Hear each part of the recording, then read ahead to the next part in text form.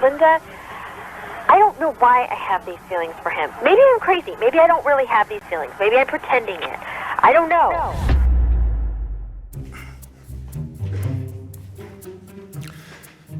In 1998, a story broke that took over the world and turned into one of the biggest political scandals in American history.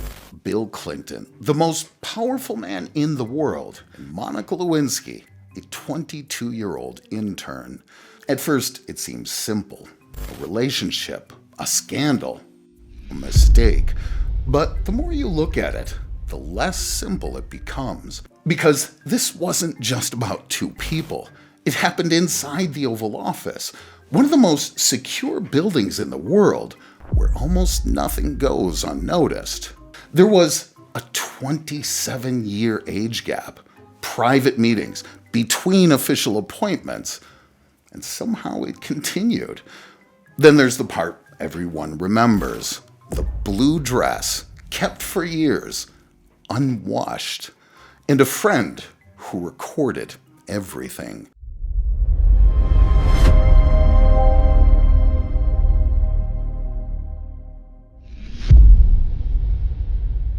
Let's start with the piece of evidence everyone remembers, the blue dress. Wait, we're really starting with the dress? Yes, because it changed everything. It's a dress.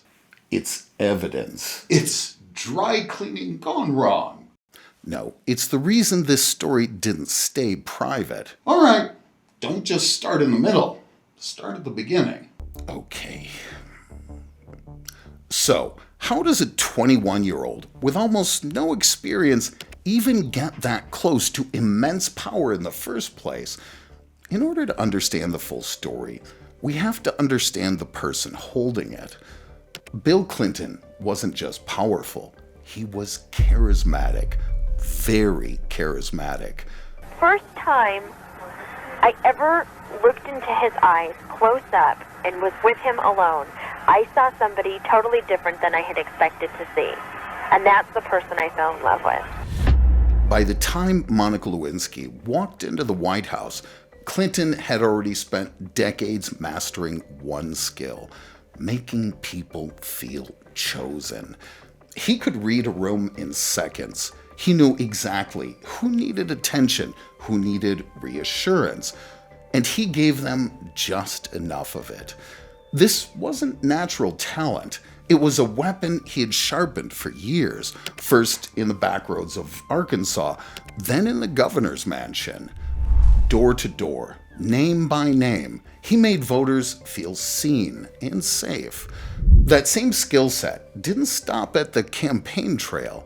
In 1993, he was sitting in the Oval Office, carrying the same intimate, seductive style that had gotten him there.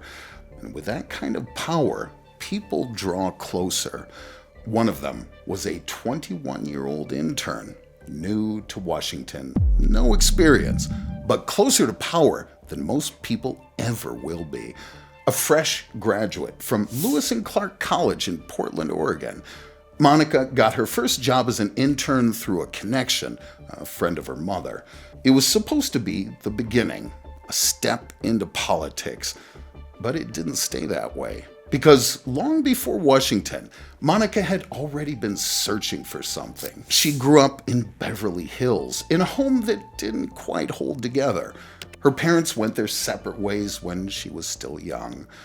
At school, she was around people, but never fully felt like a part of them. Close enough to be there, but not close enough to belong. People who knew her described someone who tried hard to be liked, someone who gave more than she got back, someone who found meaning in being needed. And over time, that started to shape the way she moved through the world. By the time she arrived in Washington, that part of her was already there. And inside the White House, there was someone who understood exactly how to recognize it. Because when someone like that enters a space like the White House, they don't move like everyone else. So now you have two trajectories converging. A president who knew exactly how to make people feel chosen, and a young woman who, whether intentionally or not, kept finding herself drawn closer to power, or as some would say, charisma. All that was left was the right moment. And in 1995, that moment arrived. If you're into stories like this, take a second to like my video and subscribe. I really care about that. Now, let's get into how this actually started. The last quarter of 1995 changed the rhythm of the White House. What started as a political standoff over the federal budget turned into two major government shutdowns in less than a month. The shutdown made possible what would otherwise be deemed an impossible liaison, one that would explode into a scandal of sex and lies. It all started when the White House became short-staffed, which meant unpaid interns were needed to keep the executive offices running. This was the perfect setting that enabled a bubbly White House intern, Monica Lewinsky, to get into the same space with the leader of the free world. But months before the shutdown, Monica had already noticed him.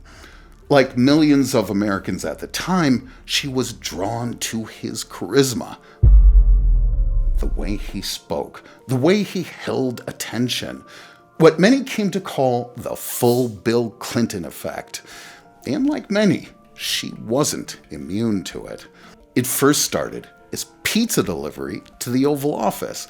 And on just the second day of the shutdown, on November 15th, 1995, things took a turn between the 49-year-old president and a 22-year-old intern. In the middle of the chief of staff's office, Monica finally came out and told Clinton she had a crush on him. And then in a move that would eventually go down in history for all the wrong reasons, she flashed him the straps of her thong right there in the West Wing. Nice. Nothing says I have a crush like underwear warfare in the Chief of Staff's office. Thanks for that visual. You're welcome. History books are gonna need a parental advisory. Now, any smart man in his position would have shut it down right then and there, called it a day, blamed the late hours and the stress of the shutdown. But President Clinton didn't. Instead, he leaned into that charged moment and asked if he could kiss her. When Monica said yes, things moved past the point of no return. That wasn't the end of it. Not even close. What began there didn't end there. It turned into something that continued over time. Between November 1995 and March 1997, records show that they had met like this around 10 times. At that point, it still felt contained. It wasn't. Because within months, her position inside the White House would quietly change. For Monica, it wasn't just about what was happening. It was about what it meant. At 22, she had the attention of the most powerful man in the world. And to her, that didn't feel casual. She believed she was in love. I never expected to feel this way about him, and I'm not kidding you. In less than a month after the affair started, Monica was promoted to a paid position at the White House. From the outside, things looked like they were moving in the right direction. They weren't. It didn't take long before people around her started noticing her movements. The time she spent near the president, what seemed like secret meetings, and the special favors that she seemed to be getting. And once stuff like that gets noticed in a place like the White House, it doesn't stay unnoticed. So, a decision was made.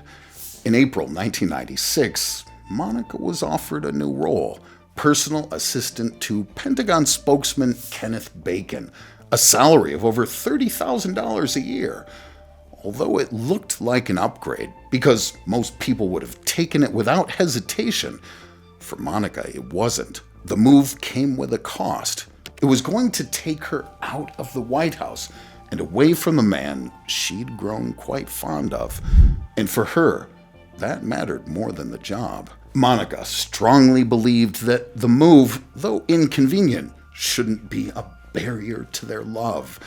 They did meet 2 times after, and Clinton made it clear once the election was over, things would go back to the way they were. She would be brought back into the White House. But the 1996 election revealed a bitter truth she wasn't ready to see. Calls became less frequent. Her access was non-existent. The intoxicating feel of being chosen had started to evaporate. She was no longer important. During the campaign, the distance between them grew larger, but she told herself that it would just be for a while. After the election, things would return to normal. Until they didn't. By then, the frustration had settled in, not just because of where she was, but because of what was no longer happening. And for the first time, she couldn't keep it to herself. She needed somebody to confide in. She found Linda Tripp. Oh, that lady. Right.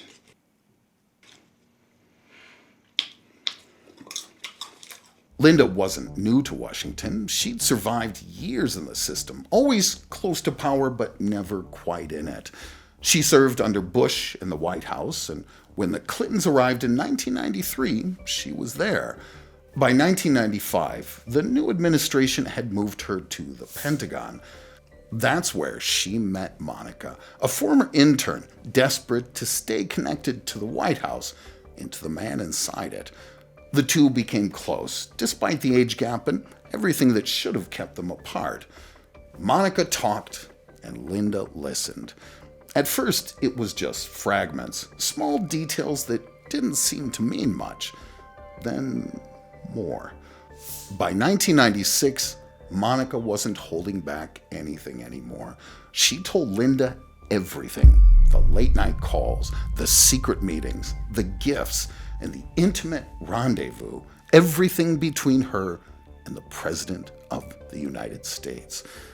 But in Washington, information isn't a gift, it's hard currency, and Linda was starting to realize just how rich she was about to become. Because what Monica was describing to Linda hadn't actually started in the White House. This wasn't the first time she'd found herself drawn to an older, unavailable man. Years earlier, while still in high school, Monica had become involved with her married drama teacher, a relationship that carried the same mix of attention and secrecy she was now experiencing with the president. It was a pattern she hadn't fully recognized at the time. Clinton's side of the story carried its own history. By the time he entered the Oval Office, there had already been persistent rumors and allegations about his behavior with women during his years as governor of Arkansas. While none of these stories had ever seriously damaged his political career, they were well known among insiders in Washington. So when Monica and Clinton crossed paths inside the White House, it didn't feel like a sudden accident. Now, all of that history, those secrets, and that dangerous imbalance sat with one person, Linda Tripp. For Linda Tripp, this had stopped being a mere conversation. She had spent years around power, long enough to understand how things worked in Washington. Nothing stayed private for long. The right information, in the right hands, always found its way somewhere. And what Monica was describing was a gold mine. Linda didn't go to the press, not yet anyway. She took it somewhere quieter, to a woman who understood what a story like this could become. Lucianne Goldberg was a literary agent with a reputation for turning private lives into public spectacles. But even she saw the flaw in the plan immediately. In a city like Washington, stories are easily buried or rewritten. What mattered was proof. Once that became clear, the nature of those conversations changed. Linda was no longer just a friend listening on the other end of the line. She began preserving them. But before any of this could surface publicly, something else was already in motion. A lawsuit that had been building quietly for years, long before Monica ever walked into the White House. It started with Paula Jones, a former Arkansas state employee who had accused Clinton of sexual misconduct during his time as governor. At first, it felt like a separate case with no clear connection to what was happening between Monica and Clinton. But as the case progressed, it became the threshold for the scandal that would shake America's politics. Jones had received fresh support from a conservative legal group, and her new lawyers were actively looking for evidence of a pattern in Clinton's behavior with women. Then they received an anonymous tip. A young woman named Monica had allegedly had a relationship of the same intimate flavor with the president inside the White House. The lawyers followed the tip, which led back to Linda Tripp. Tripp confirmed Lewinsky's involvement and made it clear she knew more details. Largely because of Tripp's information, Monica Lewinsky's name was added to the witness list in the Paula Jones case in early December 1997. A subpoena soon followed. On January 7th, 1998, Monica Lewinsky signed an affidavit stating that she had never had a sexual relationship with President Clinton. It was a legal move designed to keep her name out of the Paula Jones case once and for all. But what she didn't know at the time was that the situation had moved far beyond her control. Linda Tripp had contacted Kenneth Starr's office and handed over more than 20 hours of secret tape recordings of her conversations with Monica. On those tapes, Monica spoke openly about the relationship. I never even came close to sleeping with him. Why? Because you were standing up? We didn't have sex, Linda. We didn't have sex. Well, what do you call it? We fooled around. Oh. Sex? I don't know. I think if you get to orgasm, that's having sex. No, it's not. Yes, it is. No, it's not. Tripp's move remained hidden from Monica. While she believed her affidavit had protected her, Starr now possessed clear evidence that directly contradicted it.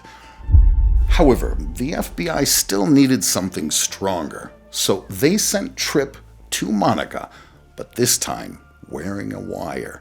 Tripp, under the guise of friendship, elicited more information from a clueless Monica, but this time, the feds were listening. With enough information to sustain the trial, the FBI made their next move. Monica arrived at the Pentagon City Mall on January 16, 1998, for what she believed was a casual lunch with Linda Tripp. Instead, FBI agents approached her in the food court, identified themselves, and took her to a room at the nearby Ritz-Carlton Hotel. There, prosecutors from Starr's office held her for roughly 11 hours. They confronted her with the tapes, told her she faced serious federal charges, including perjury, for the affidavit she had just signed, and pressured her hard to cooperate. They denied her access to her lawyer and even wanted her to wear a wire so they could tap her conversations with the president. But Monica refused. The very next day, January 17th, President Clinton gave his deposition in the Paula Jones lawsuit. Under oath, and with Jones' lawyers asking detailed questions, he denied having a sexual relationship with Monica Lewinsky. I did not have sexual relations with that woman. Wow. Really, Bill? That's the play? I did not have sexual relations? I love the semantics. It's the same energy I use when I tell my doctor I'm physically active. I mean, walking from the couch to the fridge to grab a beer is technically cardio if you think about it. At that moment, the contradiction was locked in. Monica's sworn affidavit and Clinton's sworn testimony now stood directly against the secret recordings Tripp had provided. Only later would the full picture become clear. This wasn't a sudden mistake or a one-off lapse.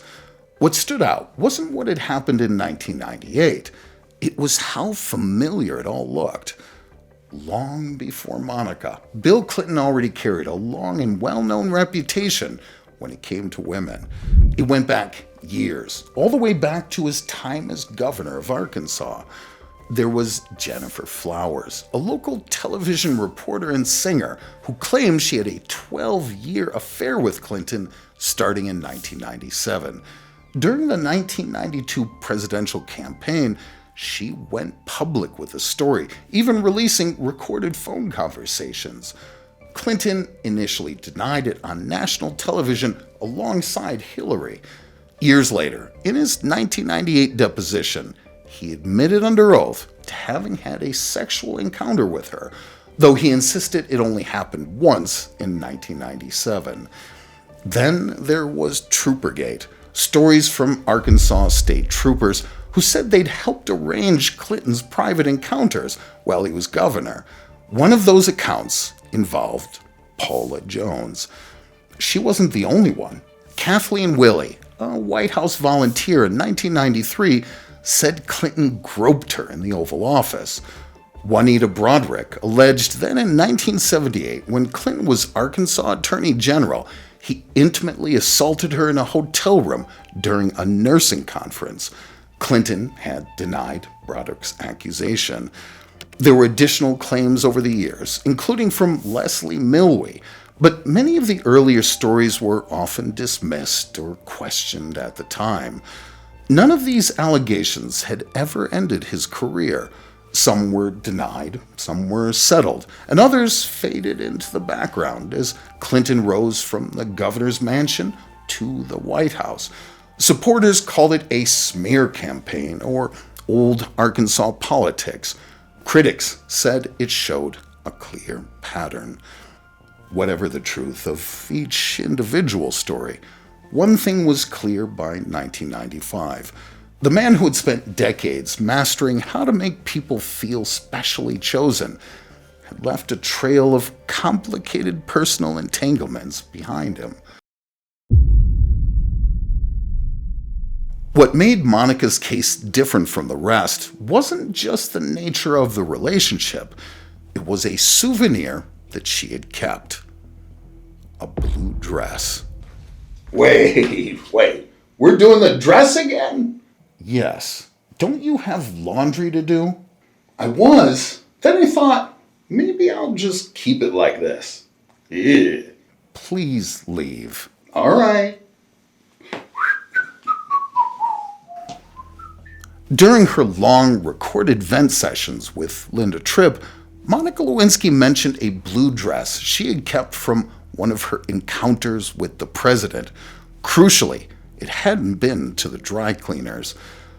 Tripp, recognizing the significance of that detail, convinced Monica to keep the dress unwashed, even telling her it made her look fat so that she wouldn't consider cleaning it. She then made sure that information reached Ken Starr's investigators. This was crucial evidence, and it changed the tides of the case.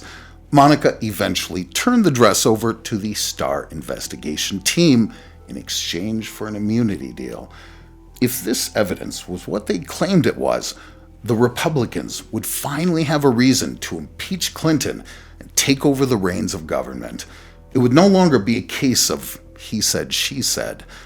On August 3rd, 1998, Clinton was required to submit his blood for DNA testing against the stains on the dress. 2 weeks later, the results came back positive. On August 17th, a cornered Bill Clinton finally admitted that he did have intimate relations with that woman. This was supposed to be the end of it. But unfortunately for Monica, it was the start of a public slut-shaming. Monica was no longer a person. She became a constant factor to forever exist under Bill's shadow. Perhaps another one of his many conquests. To many, as revealed by a public poll conducted by Fox News in 1998, she was a little girl who perhaps wanted something bigger than she could ever have. But in truth, Monica was the biggest victim of this affair. She believed that the White House, in a bid to protect the president, orchestrated a smear campaign against her and effectively referred to her as an unstable stalker, despite the overwhelming evidence of Bill's calls and his gifts. Although the scandal caused a political upheaval in Bill's career, by a stroke of luck, he remained in power, despite the tumultuous attempts to remove him from office. Years later, the story looks different depending on who's telling it. For some, Monica was a young woman caught in something far bigger than her. For others, she understood more than she's often given credit for. And Clinton remained a man who survived it. So, what was this really? An imbalance of power, or a situation where both sides understood the risks and stepped into it anyway? And I'm curious, has your view changed? If you found this valuable, like the video and subscribe. It helps keep the Untold Stories going.